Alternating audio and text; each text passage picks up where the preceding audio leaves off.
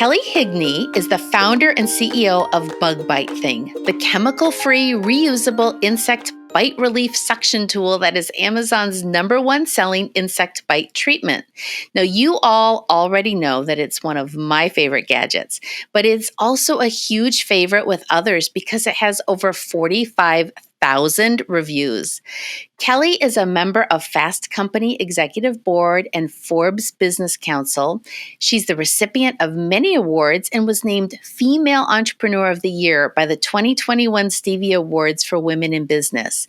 But more than that, Kelley is a mom of 2 girls on a mission to make life easier by removing the discomfort and irritation of bug bites. So welcome, Kelley. Thank you. Thank you so much for the kind intro. You nailed my life. Isn't that interesting when it can be summed up like that? And it always feels good when people get it right? Yeah, thank you. We can sum up motherhood, I think, too, in bug bite irritation. Because summer is great except for those bug bites. Absolutely. That's how this whole journey started with my children.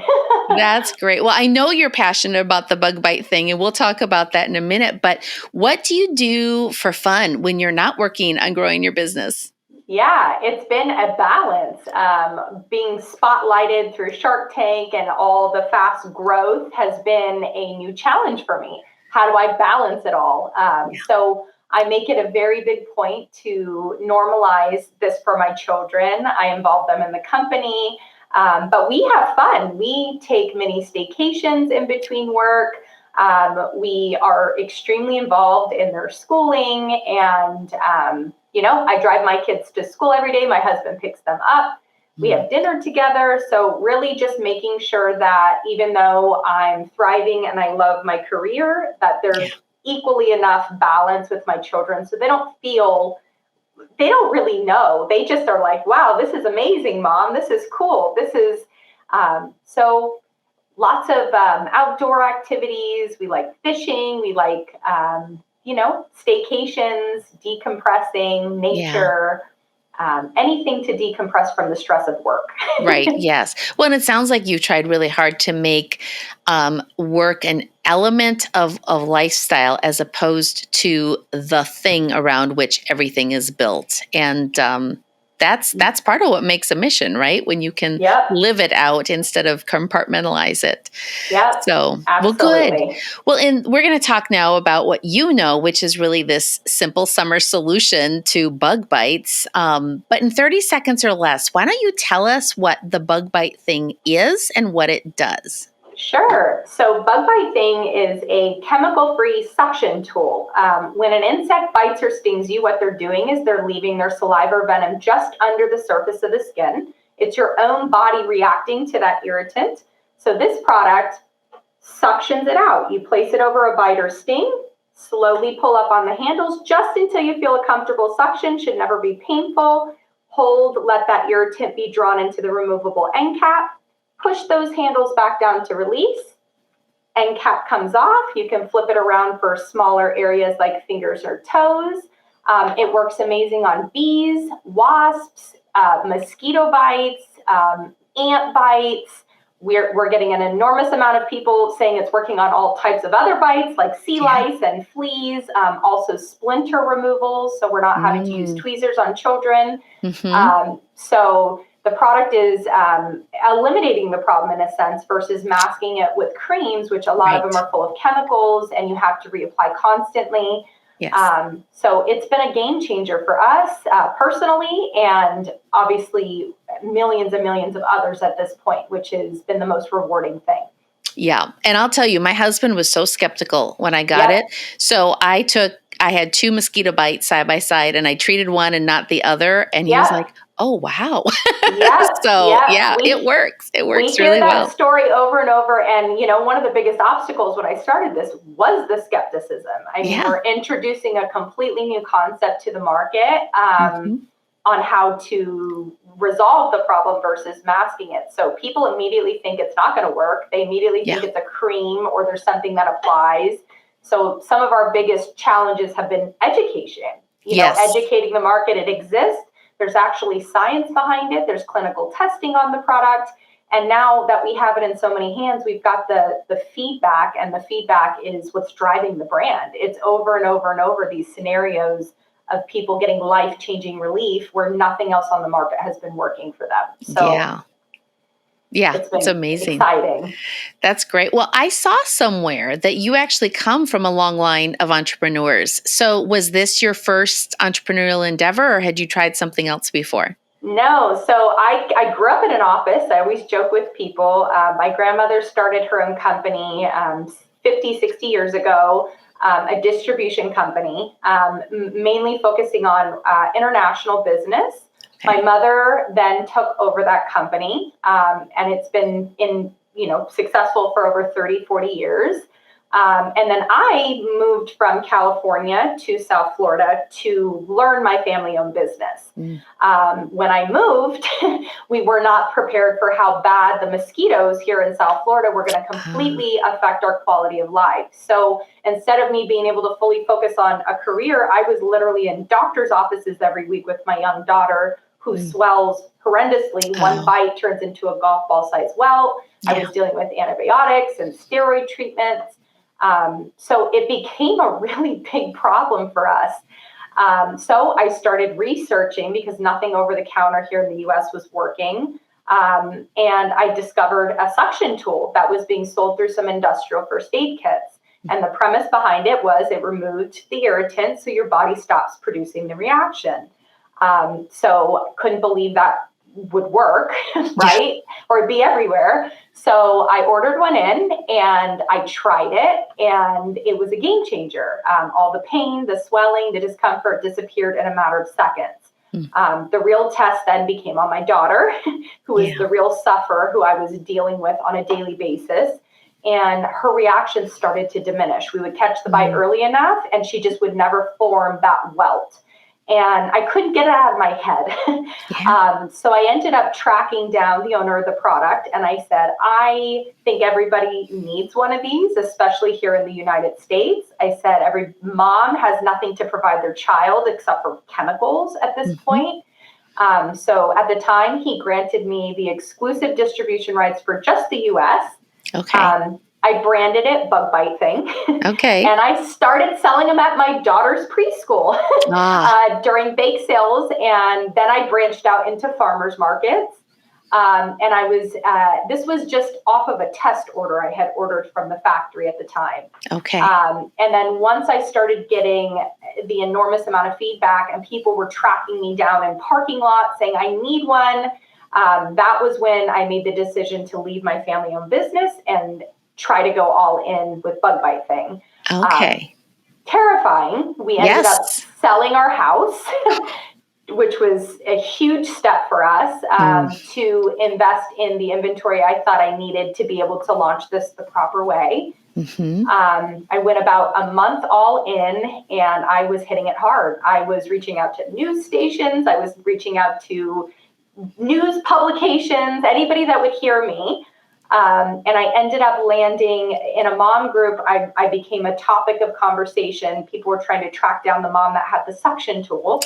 And a news reporter happened to be in that thread, and they direct messaged me through Facebook and said, can we come out to your house and do a story on you in 2 hours? And I said, okay, sure. So they came out. My house is full of packing stations at this point. My kitchen is converted into like a warehouse. They came out. They did a whole story on me. It was Mother's Day weekend. And the next day after it aired, it got syndicated to over 30 news stations in the United States. And all of my inventory that I sold my house for sold out in about a week. And that was my first real little snip of, wow, like there is an interest in this. I knew in my own local community, but maybe on a national, bigger level, this is a real problem. So I kept going. I taught myself social media marketing. I started taking Udemy classes, which was very grassroots. And I was putting $10 a day and recouping that and putting it back in.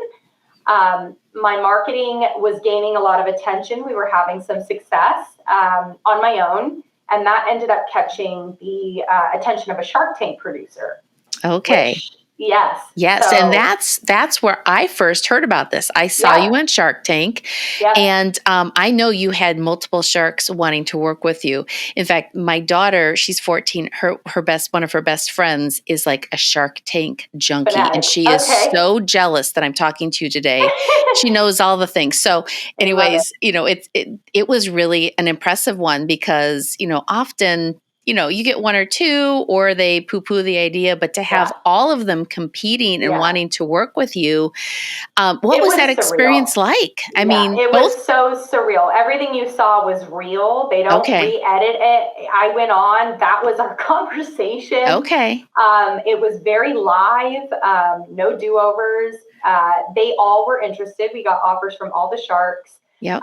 Then they started teaming up with each other, which was extremely overwhelming when you're being put on the spot. Yes. But Lori Grenier offered us her golden ticket, which she gives out one per season. Okay. And she was somebody I had my eyes set on going into it. Her customer base and her business ethics and model really aligned with what I was trying to accomplish.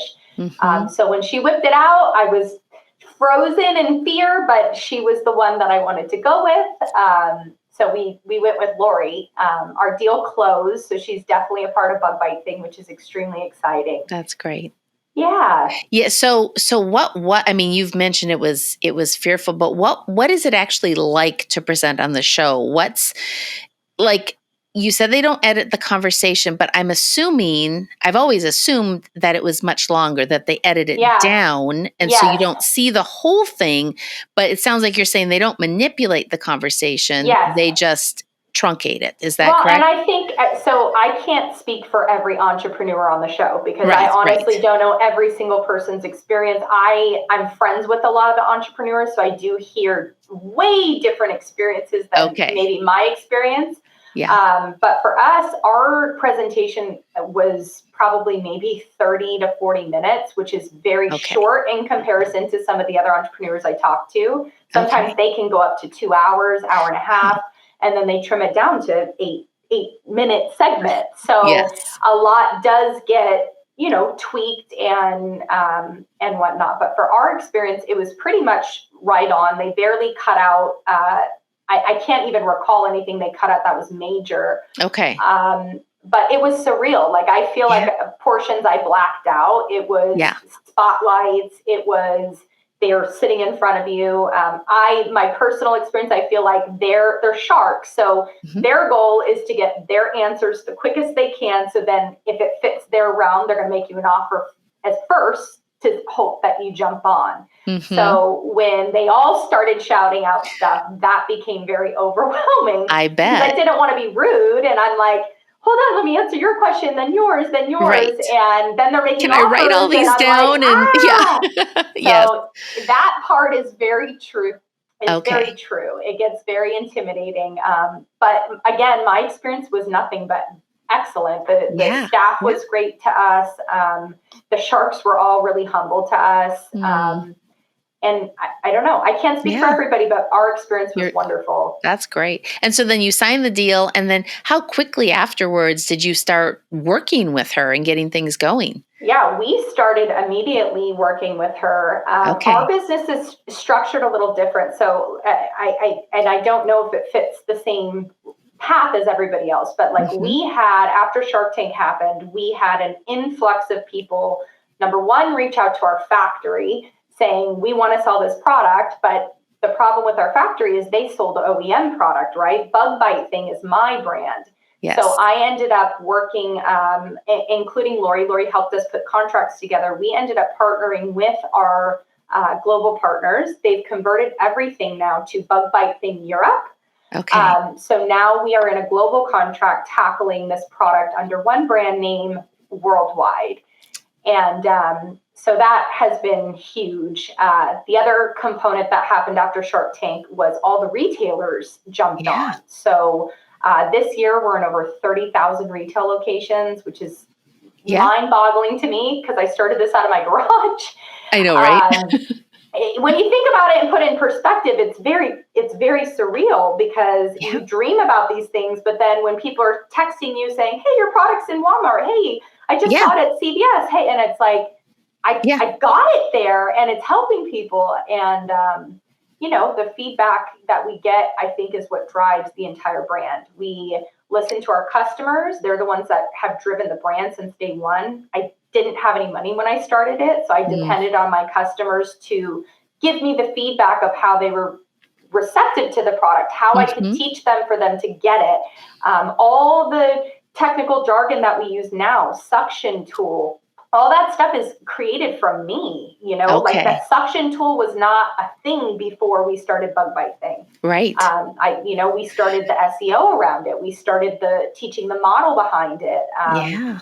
So it's been a lot of work. Yes. And very fast growth, which also can hinder businesses having that much quick growth. Right. So obstacles.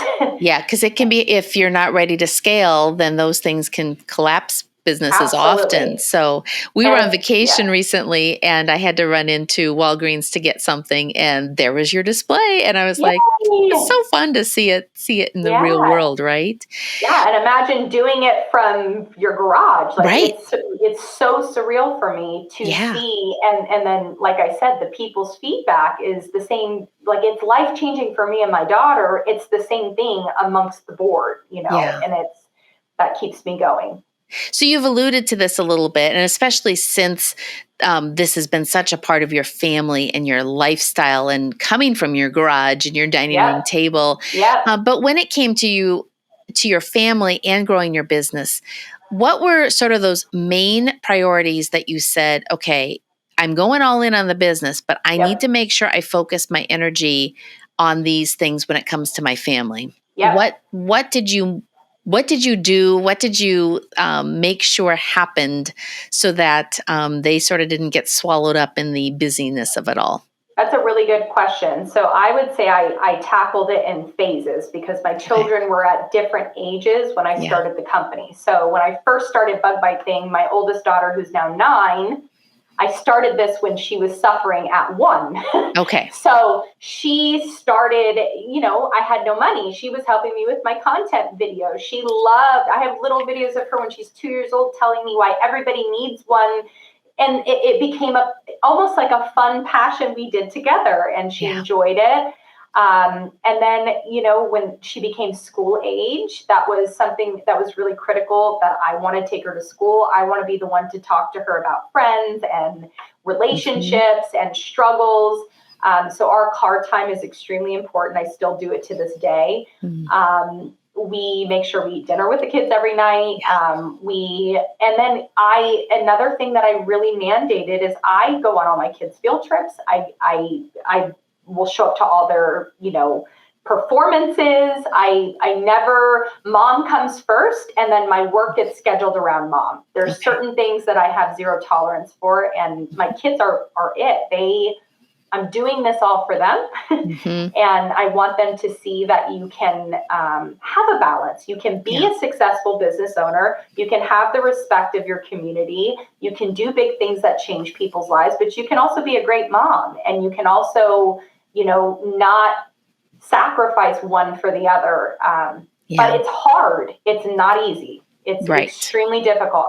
There's days where I have to schedule in my calendar 2 hours, I'm going to lunch with my husband. Sorry, in the middle of the day, we're doing that. So that's been the biggest challenge, is giving myself enough downtime, because I always focus on my kids, my husband, my business, and I need more of mom time. So. But at the root of it all, it sounds like it's just being highly intentional and making sure. Extremely intentional. Yeah, because it's not going to happen if you don't make it happen. There's nobody telling you to stop. That's the one thing I learned starting out being an entrepreneur. Nobody's above here saying, you better slow down. You're going to end up in the hospital. You're missing out on your kids' lives.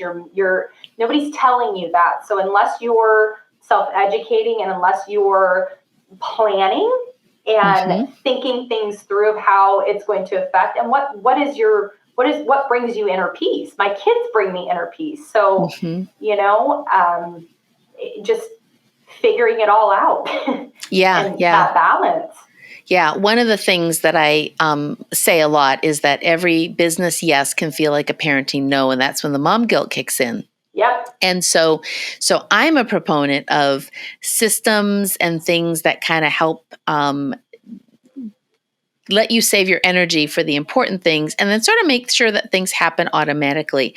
So do you have a really strong calendaring system? How do you communicate I have a within? team. I have an excellent Yeah, you have a team now, right? Yes. So before I didn't. So I did Yeah. it in stages. My first Yeah. hire was a housekeeper because I didn't Okay. want to be cleaning bathrooms and doing laundry in my 30 minutes at the end of the day that I wanted to spend with my children. Yes. So things that I could relieve a little bit of that pressure, that stigma, I guess, that I should be doing it all. Laundry, cleaning, housework, yard work. That was one of the first things that I took the pressure off because I can't do it all. I'm not a superhero. I'm one human. My brain goes a million miles an hour. My focus is always my children. So I work around, if there's days that I need help with cooking, I'm going to hire a meal service. If there's days that I need help cleaning, I'm going to hire somebody to help me clean. But that didn't always used to be the situation, right? When I started this, I was living in a rental house. I could not afford those people at the time. Yes. So you take it in stages. You prioritize what the most important things are. And then as you cross those thresholds, you bring in help. So you can start delegating and make sure that your inner peace stays protected and safe. Yeah, well, and core to the success of the mompreneur is her mom team, which are the people and places where you can delegate what you need for support. And so I love that your first hire was to support things at home so you could do what only you could do. After that, though, what else did you hire? Who else did you hire and what did you hire for? Was it still more for home or was your next hire after that to support things in the business? So in order so we're up to a team of 30 now. So wow. So we've got a staff of 30 here and we're growing. We're still hiring here at Bug Bite Thing. So I mean, again, if you take it back to when I was doing this in my garage, my first hire was my hairdresser's daughter. Okay. She helped me start in customer service. And then when that got too big and sales started generating, I couldn't pack orders anymore. Yes. So I hired somebody to help me pack orders. And then that gave me the ability to market more, which generated more customer service increase, which generated more sales. Sure. So I started very grassroots and started hiring out of necessity. And at that same time, building the long-term business plan on what my goals were, where I was going, and how I was going to tackle this stuff in phases. Okay. So what was your trigger? How did you start to recognize that, I can't handle this anymore. I need to bring someone in because it's not going to be linear. I think it's going to probably be in these jumps and spurts but what was it? Did you start to see a pattern where you went, I'm doing this now. That means, what did that look like? It is exactly how you describe it. It's a pattern. So at the beginning, I was doing marketing, customer service, PR, packing orders, right? We'll just leave it vague. Okay. Then when I really started getting the niche of the marketing side, when I was taking Udemy classes, I was starting to see success. Guess what immediately rose? Customer service. So now my day consisted of customer service and marketing. And that was it. I could not get into packing orders. I could not get into that. And then I had other goals, right? How am I going to get myself into an office building because my mailman absolutely hates me because he's having to make a special trip out to my house every single day to pack orders, and I'm in a residential area. So you're like, I promise a really big tip at Christmas. I tried so hard. I left him water bottles out every day and snacks. I'm like, I felt so bad, but you have to start somewhere. I couldn't afford a building. Right. I actually did not make the move into getting a location until I went and filmed Shark Tank. Okay. So we had moved from the rental to a house up the street that I had purchased. And I converted the garage thinking that was going to last me. I put an air condition in there. And then Shark Tank hit, and I'm like, there's absolutely no way this is going to work. Yeah. So it's like Jaws. You're like, we need a bigger boat now. Yeah. And I thought, and it's so funny because if you look back, I have like little drawings of packing stations and bin locations in my garage, which was such a little box. But Yes. I was already thinking this could be a global household name way back then, because every person that tried it or heard about it, it became an impulse item. And then once they used it, they told 10 more people about it because it's life-changing for them. So it really was a ripple effect. And I focused always on my customers and what they were telling me, and just to keep up with, growth. Yeah. Well, one of the things that I love about the bug bite thing is that it is so simple. I mean, it is just simple all around, but it is so powerful. And so how has this simple tool, because I know you're a mom on a mission with all these other things, how has it had an impact outside of just solving the problem of bug bites? What kind of impact has it had? Because I think there's some mentoring, some donations that you've done, volunteer things that you've So how has it sort of rippled out beyond the initial mission, and how has it impacted through those types of things? So because I went through this from grassroots, doing it from nothing, I have a lot of other entrepreneurs and a lot of other moms and people literally looking for those resources. How did you do it? How do you do it as a mom? How do you tackle this? So I'm very involved in our local community. I do a lot of guest speaking on entrepreneurship. Personally, on a personal level, our success, I love to donate back to our own community. Port St. Lucie is growing rapidly. So we donate to the Treasure Coast Food Bank. We send our whole team to go volunteer. We donate. One of the things we've noticed after having the product in the market, we have a lot of doctors recommending our product. One of the things we found out is there's something in chemotherapy treatments, especially in children, where they become very susceptible to bug bites, and they don't like them to be using chemicals during treatment. So we have a line of doctors that are literally recommending our product for that use. They're getting great results. So we donate product to hospitals now. So we're trying to really help. I mean, our product is a first aid tool. So if it can give people relief immediately and it's making their life and their quality of life better, and that's all the feedback that I'm getting daily, you can't not unhear those stories, So really giving back in our own local community. I am a big believer. My team here we're a family-owned culture, a family-owned business, but we're practicing Fortune 500 practices. I want to make this a global business. We're in over 30 countries this year. We're at different stages with them since COVID. So one of our main goals is we're creating internal boot camps to start teaching our international partners how to teach the concept, how to educate the market. We can cross-share assets, which makes us stronger and more of a global community.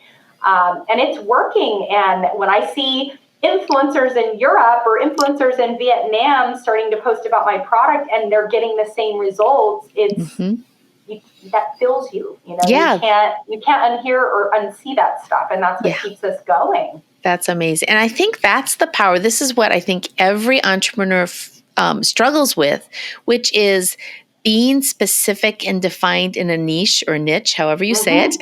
And you're a model of the power of that, because you have a very simple, specific thing, but it has this huge impact and it's opening up doors.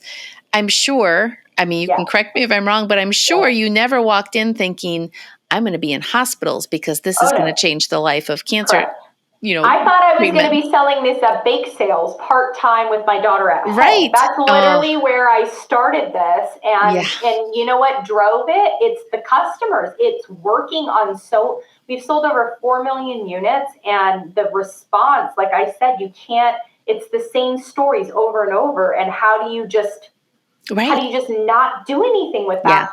People just need to know about it. They need to know Yeah. it exists. The product is not going to work on every single person. No product does, Right. but read the testimonials. Yeah. Like I said, we're Amazon's #1 best-selling 45,000 product. reviews. And these are, and if you read through them, it's Yeah. my child got stung by a bee screaming in pain. I pulled this out of my purse. I suctioned out the venom and they went back and played. And Yes. that is over and over and over again. So it Yeah. really drives us as a brand to just educate the market. Yeah. Since the Well, beginning, I've offered 100% money back guarantee. I yeah. just want people to know it exists. Yes. And every mom needs one in their car, in their purse, in their house. I mean, Yep. like you need multiples. My daughter's like, do we have one I can take to camp? Exactly So right. like, yes. So Your yeah, golf bag, your glove box, your just boat, your can. everywhere. We have school nurses literally carrying our product left and right and we're watching the results where they're getting actual like minimization of people getting sent home from bug bites. So we're right at that beginning where we're doing a lot of research and development of what Yes. our product is doing in different demographics. We've got beekeepers now on board using our product like crazy. Like I said, doctors. Oh, We just established a medical advisory board. We have our first doctor on board. So wow. it's growing in all different arenas. Yes. The B2B side as well. Our product makes a great corporate gift for field workers. Everybody who's on power poles working out in the field. We have gardeners, we have pest control companies. They all need to be carrying one of these so they're not. Yeah. It's a win-win for the company because their employees are not calling off, and it's a win-win for the employees so they're not suffering all day in pain. So, well, and the beauty is that every person gets bug bites. So you have this, really a billion, potential, 7, 8 billion potential customers. But by starting so specifically with moms and children, that's where you can build from.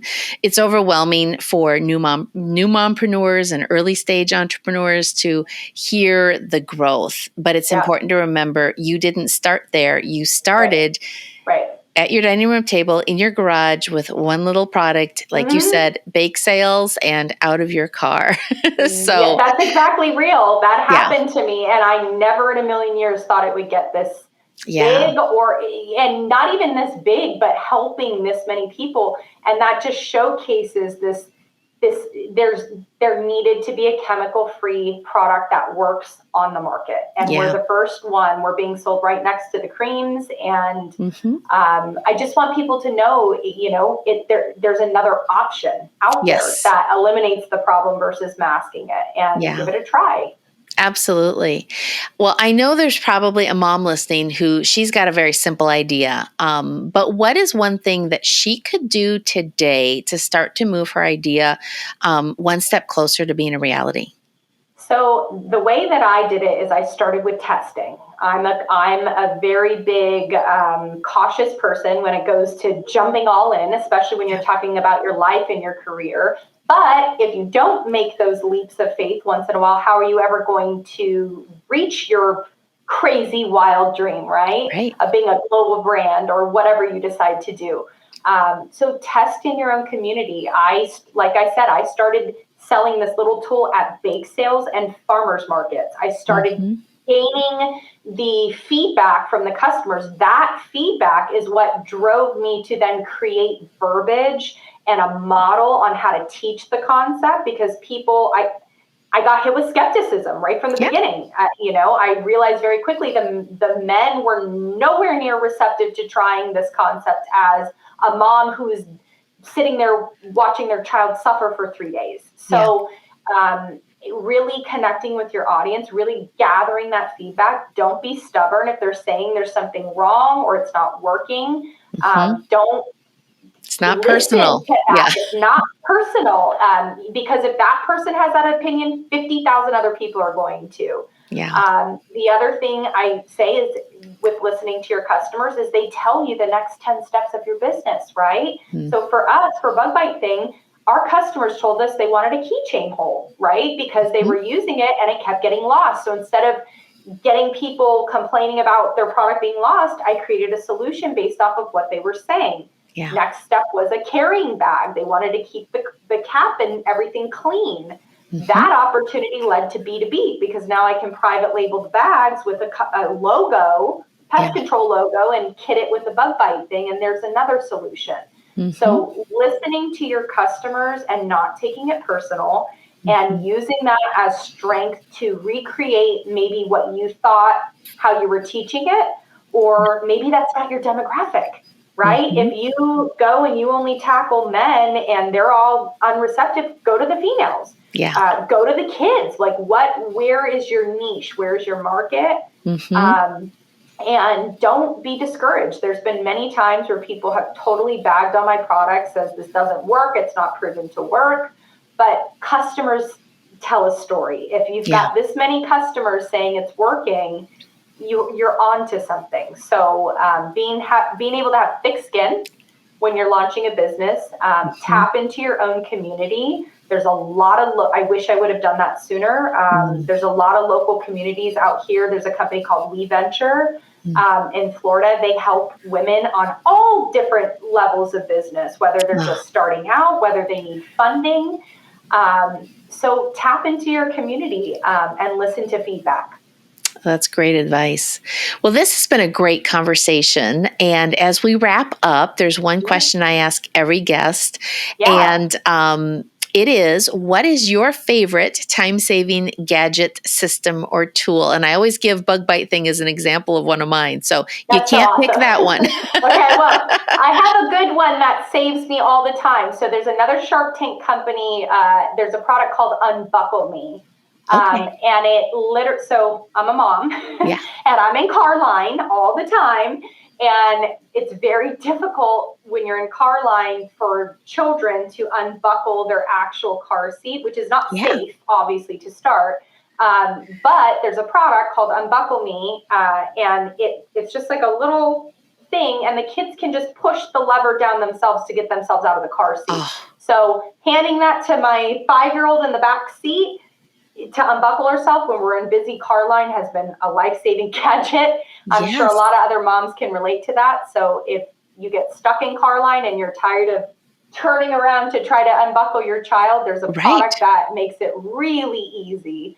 I will put a link to that for sure. And I'll have to look into it, because that's the frustration. You're always like, hurry, they're waiting. And every time. And then grandparents, right? Like my mother. So this company got started because the mom who created it, her and her mom, her mother was struggling with, I believe like arthritis or something. So she could not unbuckle the car seat. So they created something to make it easy.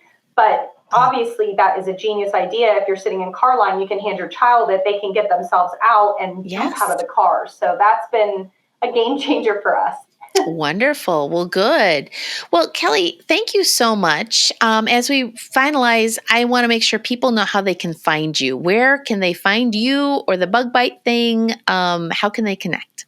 Yeah, so we're on all social media platforms for Bug Bite Thing. I just personally started my own side channels. You can follow me at Kelley Higney, CEO, spelled Kelley. Thanks, Mother. Yes. I just started a TikTok account, Instagram, Facebook, and essentially my channel gives a lot of the behind the scenes, right? How I'm doing this all, juggling children, juggling business, growing, traveling. So I think a lot of maybe new moms or new business owners could benefit from some of the stuff I'm showing on my pages. Hacks, ways to make your children feel involved in your business. So you can follow me on social. Well, good. I'll look forward to checking those channels out as well. So, well, thanks again for being here. I really appreciated the conversation today. You were great. Thank you so much, Jen. Nice to meet you.